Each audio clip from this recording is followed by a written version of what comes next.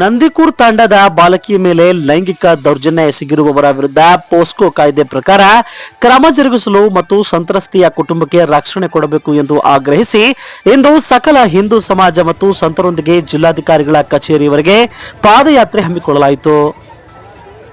ಮೊದಲು ನಗರದ ಜಗತ್ ವೃತ್ತದಲ್ಲಿ ಮಾನವ ಸರಪಳಿ ನಿರ್ಮಿಸಿ ಕೆಲವು ಕಾಲ ಘೋಷಣೆಗಳನ್ನ ಕೂಗಿ ನಂತರ ಪಾದಯಾತ್ರೆ ಕೈಗೊಂಡರು.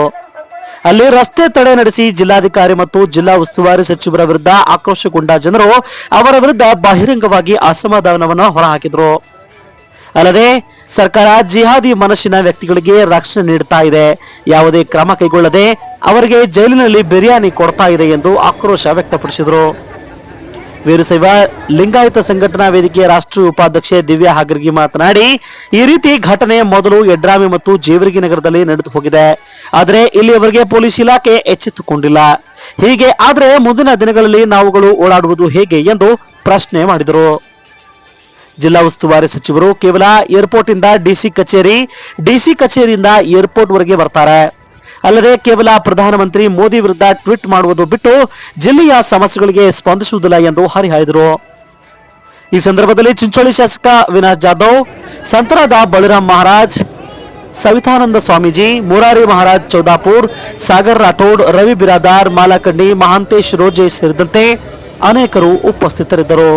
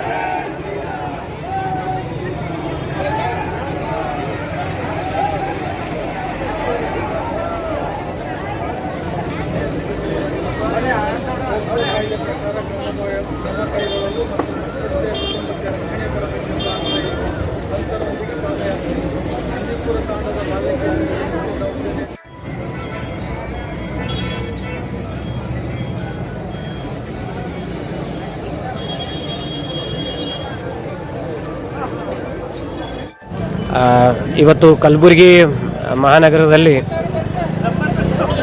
ಲವ್ ಜಿಹಾದ್ ವಿಷಯವಾಗಿ ಇಟ್ಕೊಂಡು ಜಗತ್ ಸರ್ಕಲ್ದಿಂದ DC ಕಚೇರಿವರೆಗೆ ಬೃಹತ್ ಪಾದಯಾತ್ರೆ ಮತ್ತು ಹೋರಾಟವನ್ನು ಕಲಬುರಗಿ ಮಹಾನಗರದಲ್ಲಿ ಮಾಡಲಾಯಿತು.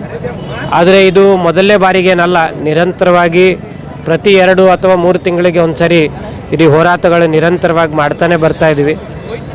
ಆದರೆ ಸರ್ಕಾರದ ವೈಫಲ್ಯನೋ ಅಥವಾ ಇಲ್ಲಿರುವಂಥ ಅಧಿಕಾರಿಗಳ ವ್ಯಾಮೋಹನೋ, ಅಂದರೆ ರಾಜಕೀಯದವ್ರ ಮೇಲೆ ಬಹಳ ವ್ಯಾಮೋಹ ಇರ್ತದೆ, ಅವ್ರು ಹೇಳ್ದಂಗೆ ಕೇಳ್ಕೊಂಡು ನಡೆಯುವಂಥದ್ದು ಬಹಳ ಅಧಿಕಾರಿಗಳು ಬಹಳ ಅವ್ರ ಮೇಲೆ ಪ್ರೀತಿಯಿಂದ ನಡ್ಕೊಳ್ಳುವಂಥ ಕೆಲಸ ಆಗ್ತದೆ.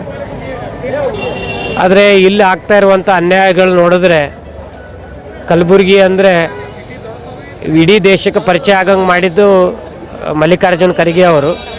ಆದರೆ ಅದೇ ರೀತಿಯಾಗಿ ಕಲಬುರಗಿಯನ್ನು ಇನ್ನೊಂದು ರೀತಿಯಲ್ಲಿ ಪರಿಚಯ ಮಾಡಿಸುವಂಥ ಕೆಲಸವನ್ನು ನಮ್ಮ ಜಿಲ್ಲಾ ಉಸ್ತುವಾರಿ ಸಚಿವರಾದಂಥ ಪ್ರಿಯಾಂಕಾ ಖರ್ಗೆ ಅವರು ಪರಿಚಯ ಮಾಡಿಕೊಡ್ತಾ ಇದ್ದಾರೆ.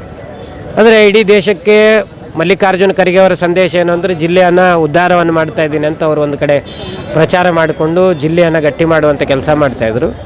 ಆದರೆ ಅವರ ಮಗ ನಾನು ದೇಶದಲ್ಲಿ ನನ್ನ ಜಿಲ್ಲೆಯನ್ನು ದುರಾಡಳಿತ ಮಾಡಿ ನನ್ನ ದೇಶದಲ್ಲೇ ನನ್ನ ಜಿಲ್ಲೆಯನ್ನು ಎತ್ತು ತೋರಿಸುವಂಥ ಕೆಲಸ ಮಾಡ್ತೀನಿ ಅಂತ ಈ ರೀತಿ ದೊಡ್ಡ ದೊಡ್ಡ ಕೃತ್ಯಗಳನ್ನು ಆದರೂ ಕೂಡ ಅವರೆಲ್ಲೂ ಮಾತಾಡದೇ ಇರೋದು ಬಹಳ ದುಃಖದ ಸಂಗತಿ.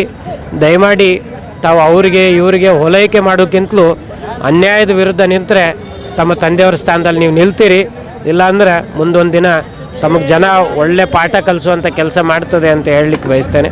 ಸಾಕಷ್ಟು ಮಹಿಳೆಯರ ಮೇಲೆ ಏನು ಅತ್ಯಾಚಾರಗಳಾಗ್ತಾ ಇದ್ದಾವೆ, ಅದರ ವಿರುದ್ಧವಾಗಿ ಇವತ್ತಿನ ದಿನ ಪ್ರತಿಭಟನೆ ಹಮ್ಮಿಕೊಳ್ಳಲಾಗಿತ್ತು. ಅದರಲ್ಲಿ ವಿಶೇಷವಾಗಿ ಮೊನ್ನೆ ನಡೆದಂಥ ನಂದಿಕೂರ ಒಂದು ಹುಡುಗಿಯ ಮೇಲೆ ಅತ್ಯಾಚಾರ ಎಸಗೋದಲ್ಲದೆ ಮತ್ತು ಅವ್ರ ಮನೆಗೆ ಹೋಗಿ ಆ ಹುಡುಗನ ತಂದೆ ತಾಯಿಗಳು ಕೂಡ ಹೋಗಿ ಆ ಹುಡುಗಿಯ ತಂದೆ ತಾಯಿಗಳಿಗೆ ಹೆದರಿಸಿ ಸಾಕಷ್ಟು ಏನಪ್ಪ ಅಂದ್ರೆ ಅವ್ರಿಗೆ ಕಿರುಕುಳ ಕೊಡ್ತಾ ಇದ್ದಾರೆ. ಆದರೆ ಇದಕ್ಕೆ ಕಲಬುರಗಿ ಜಿಲ್ಲೆಯಲ್ಲಿರ್ತಕ್ಕಂಥ ಜಿಲ್ಲಾಡಳಿತ ಆಗಿರ್ಬೋದು ಅಥವಾ ಪೊಲೀಸ್ ಇಲಾಖೆ ಆಗಿರ್ಬೋದು ಯಾರೂ ಸಹ ಸ್ಪಂದಿಸ್ತಾ ಇಲ್ಲ. ಭಾಳಷ್ಟು ಒತ್ತಾಯದ ಮೇರೆಗೆ ಕೇವಲ ಒಂದು ಹುಡುಗನ ಮೇಲೆ ಕೇಸ್ ಮಾಡಿದ್ದಾರೆ. ಆದರೆ ನಮ್ಮ ಆಗ್ರಹ ಇದೆ ಅವ್ರ ತಂದೆ ತಾಯಿ ಮೇಲೂ ಕೇಸ್ ಆಗಬೇಕು. ಯಾಕಂದರೆ ಅವರು ಸಹ ಅದರಲ್ಲಿ ಇನ್ವಾಲ್ವ್ ಇದ್ದಾರೆ. ಆ ಹುಡುಗಿಗೆ ಅನ್ಯಾಯ ಆಗಿದೆ. ಆ ಅನ್ಯಾಯಕ್ಕೆ ಏನಪ್ಪ ಅಂದರೆ ನ್ಯಾಯ ಸಿಗಲೇಬೇಕಂತ ಇವತ್ತಿನ ದಿನ ಎಲ್ಲ ಹಿಂದೂಪರ ಸಂಘಟನೆಗಳು ಸೇರಿಕೊಂಡು, ಕಲಬುರಗಿ ಜಿಲ್ಲೆ ಎಲ್ಲ ಹಿಂದೂಪರ ಸಂಘಟನೆಗಳು ಸೇರಿಕೊಂಡು ಇವತ್ತು ಸ್ವಾಮೀಜಿಗಳ ಒಂದು ನೇತೃತ್ವದಲ್ಲಿ ಇವತ್ತು ಒಂದು ಪ್ರತಿಭಟನೆ ಆಯಿತು. ಮತ್ತು ಈ ವಿಷಯದಲ್ಲಿ ನಾನು ಇನ್ನೊಂದು ಪ್ರಶ್ನೆ ಕೇಳಕ್ಕೆ ಬರ್ತೀನಿ. ಯಾರು ಹಿಂದೂಗಳ ಓಟ್ಗಳು ತೊಗೊಂಡು, ಹಿಂದೂಪರ ರಾಜಕೀಯ ಪಕ್ಷಗಳೇನಿದ್ದಾವೆ, ಹಿಂದೂಗಳ ಓಟ್ ತೊಗೊಂಡು ಏನು ಗೆದ್ದು ಇವತ್ತೇನು ಶಾಸಕರಾಗಿದ್ದಾರೆ, ಅವ್ರು ಎಲ್ಲರೂ ಬರಬೇಕಿತ್ತು. ಆದರೆ ಯಾರೂ ಬಂದಿಲ್ಲ. ಇದು ನಮ್ಮ ದುರದೃಷ್ಟವಶಾತ್ ಅಂತ ಹೇಳೋಕ್ಕೆ ನನಗೆ ಭಾಳ ದುಃಖ ಆಗ್ತದೆ. ಈ ಸಂದರ್ಭದಲ್ಲಿ ಪ್ರತಿಯೊಬ್ಬ ಈ ಜಿಲ್ಲೆಯಲ್ಲಿರ್ತಕ್ಕಂಥ ಪ್ರತಿಯೊಬ್ಬರು ಪಕ್ಷಾತೀತವಾಗಿ ಎಲ್ಲ ಒಬ್ಬ ಅಂದರೆ ಒಂದು ಸಮಾಜದ, ಒಂದು ಹಿಂದೂ ಸಮಾಜದ ಹುಡುಗಿ ಮೇಲೆ ಅನ್ಯಾಯ ಆಗಿದೆ ಅಂದರೆ ಎಲ್ಲ ಸಮಾಜದವರು ಸೇರಿ ಇದು ಒಂದು ಪ್ರತಿಭಟನೆ ಆಗಬೇಕು. ಆವಾಗ ಇದಕ್ಕೆ ಒಂದು ನ್ಯಾಯ ಸಿಗುವಂಥ ವ್ಯವಸ್ಥೆ ಆಗ್ತದೆ ಅಂತ ನಾನು ಅಂದ್ಕೊಂಡಿದ್ದೀನಿ. ಅದಕ್ಕೆ ನನ್ನ ಆಗ್ರಹ ಇದೆ ತಮ್ಮ ಮೂಲಕ. ಮುಂದೆ ಬರ್ತಕ್ಕಂಥ ದಿನದಲ್ಲಿ ಈ ರೀತಿ ಯಾವುದೇ ಒಂದು ಹಿಂದೂ ಸಮಾಜದ ಹುಡುಗಿಯರ ಮೇಲೆ, ವಿಶೇಷವಾಗಿ ಮಹಿಳೆಯರ ಮೇಲೆ ಅನ್ಯಾಯ ಆದಾಗ ಎಲ್ಲ ಪಕ್ಷಾತೀತವಾಗಿ ಎಲ್ಲ ಪ್ರಮುಖರು, ಮುಖಂಡರು, ನಾಯಕರುಗಳು, ಜನಪ್ರತಿನಿಧಿಗಳು ಎಲ್ಲರೂ ಇದರಲ್ಲಿ ಭಾಗವಹಿಸಬೇಕಂತ ನಾನು ಆಗ್ರಹ ಮಾಡ್ತೀನಿ. ಯಾಕಂದರೆ ಇಲ್ಲಿ ಹೇಳೋರು ಕೇಳೋರಿಲ್ಲ. ಇಲ್ಲೆಲ್ಲ ತಮಗೆಲ್ಲ ಗೊತ್ತಿದೆ. ಇಡೀ ಕರ್ನಾಟಕ ರಾಜ್ಯದಲ್ಲಿ ದಿನ ಪೇಪರಲ್ಲಿ ಬರ್ತಾ ಇದೆ. ಕಲಬುರಗಿ ಜಿಲ್ಲೆಯಲ್ಲಿ ಏನಿದೆಪ್ಪ ರಾಜಕೀಯ ಅಂದರೆ ಅಡ್ಜಸ್ಟ್ಮೆಂಟ್ ಪಾಲಿಟಿಕ್ಸ್. ಅದೇ ಕಾರಣ, ಅಡ್ಜಸ್ಟ್ಮೆಂಟ್ ರಾಜಕೀಯದಿಂದ ಇದೇನಪ್ಪ ಅಂದರೆ ಇಲ್ಲಿ ಇಷ್ಟೊಂದೆಲ್ಲ ನಮ್ಮ ಸಮಾಜದ ಹೆಣ್ಮಕ್ಳ ಮೇಲೆ ಅನ್ಯಾಯ ರಾಜಾರೋಷವಾಗಿ ನಡೀತಾ ಇದೆ. ಅದನ್ನು ಯಾರೂ ಕೇಳೋರಿಲ್ಲ.